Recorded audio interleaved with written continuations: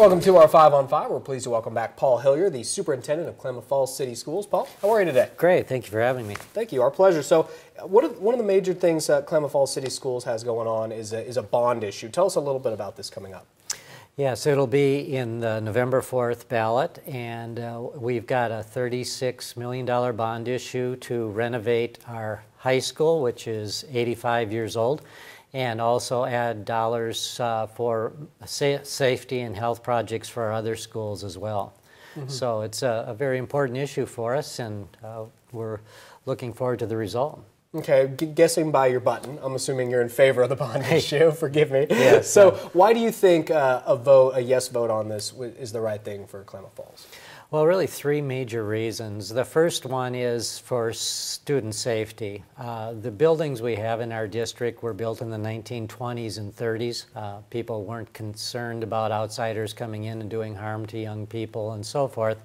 So we really need, for the safety perspective, to change our high school, reduce our number of entryways, create one main entryway for our visitors, and also create a security system within our school to keep it safe for our young people. And then security systems in all of our elementaries would be added, and Ponderosa Middle School. But a second reason is to give our young people a learning advantage, or a learning equality with other students across the state.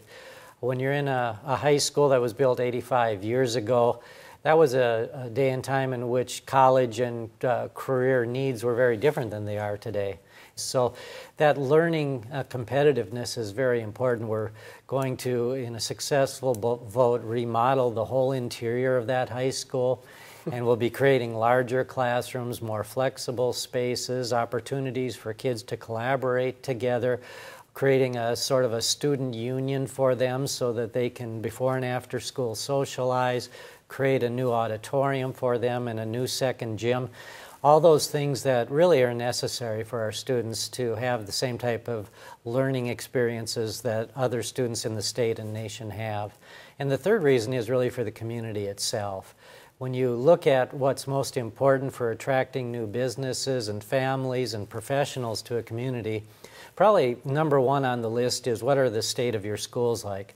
Because people don't want to move to communities where the community hasn't taken care of their facilities, their educational facilities. So it's really an investment in our community. The building is very much in need of refurbishing. When I'm talking KU now, you know, after 85 years, most of the systems within that building are failing, and they would all be replaced with this bond issue. That includes our plumbing, heating, electrical, technology. All those infrastructure components would be replaced, and they need to after 85 years. We'd replace all the windows and all the doors in the school.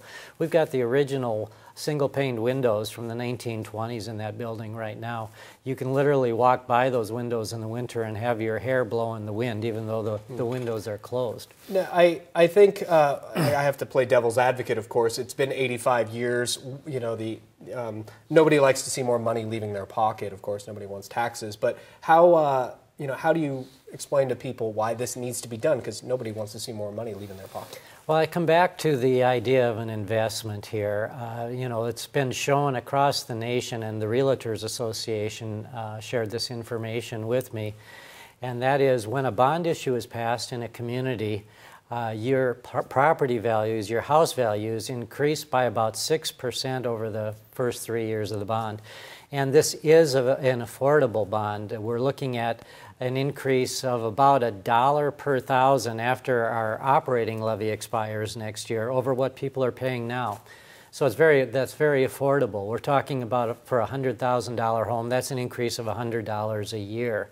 And when you think of increasing the value of that $100,000 home by an average of 6% over 3 years, your house value has gone up to $106,000, and you've put in, during that 3-year period, $300. So it's a great investment for the community. And even after a successful bond issue in November, we'd still be in the bottom 25% of all the districts in the state for what our taxpayers are paying for our school system. So what we're offering in education for our community is still very reasonable, even with a successful bond issue, to raise the pride of our community with a beautiful high school. Oh, very good. Well, it's good to see you. Thank you so much for coming by. I appreciate it. Glad to be here. Thank you. Stay with us. We'll be right back.